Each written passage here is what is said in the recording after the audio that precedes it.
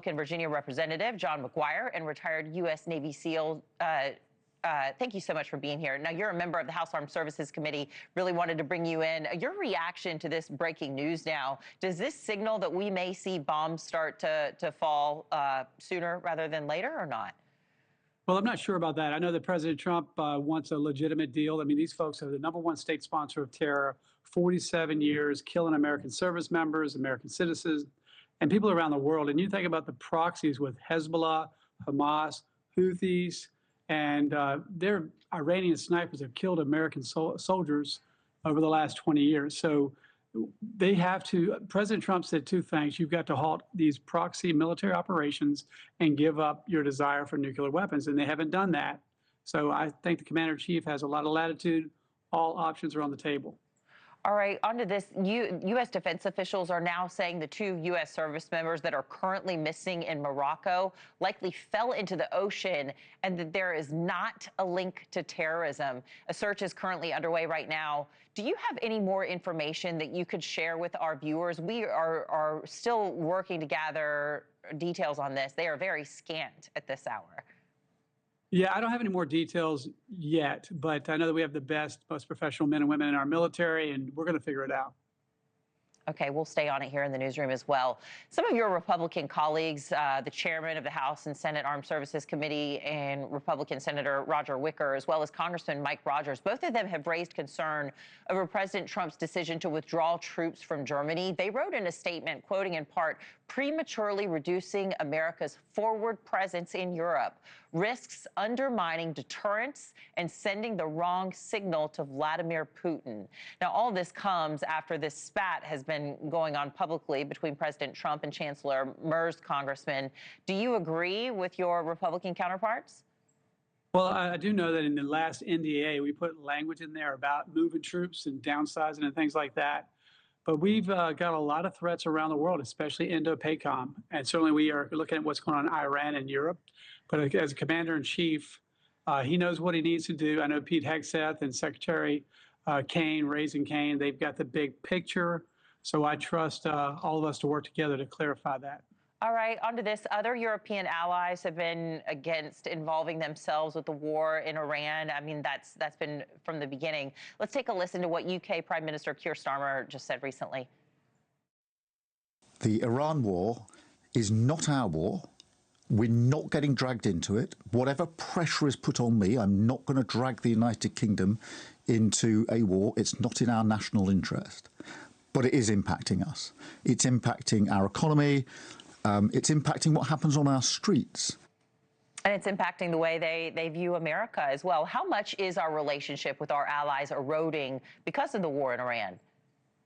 Yeah, it's complicated, but everybody knows they're the bully. You know, one thing we learned in the military, there's a bully on every corner. And if you don't stand up to him, it just gets worse. You know, the world got used to 47 years of this bully. And every president said they were going to do something about it, and they didn't. But President Trump did. And I asked in Armed Services Committee hearing with Pete Hegseth this week, I asked him, I said, Iran is telling our negotiators they have enough uranium to build 11 nuclear bombs.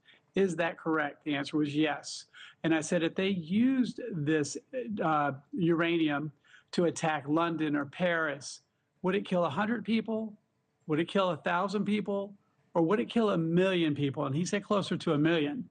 And they were building this huge wall of ballistic missiles where it would make it impossible for the U.S. or any other country to stop them from developing a nuclear weapon. And they said if they get one, they're going to use it. So the danger was too great to wait. Now, I will say that England is letting us use their bases, and we do have a good partnership, but it's complicated business.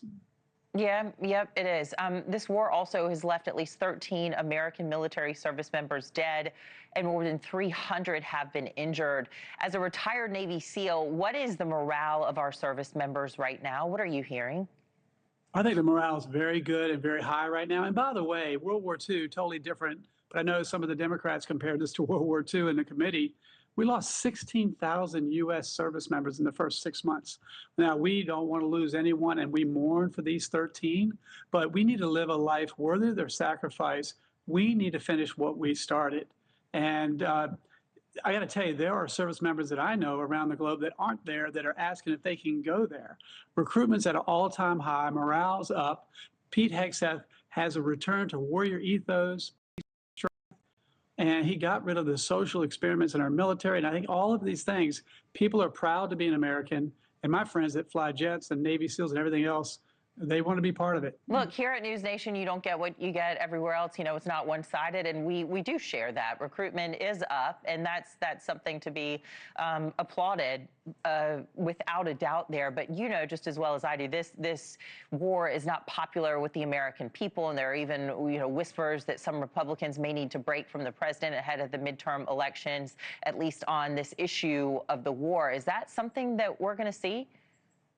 Well, I don't think it helps. I think, and what I mean by that, it doesn't help with the media and the left. If President Trump cured cancer, they would say he put doctors out of business.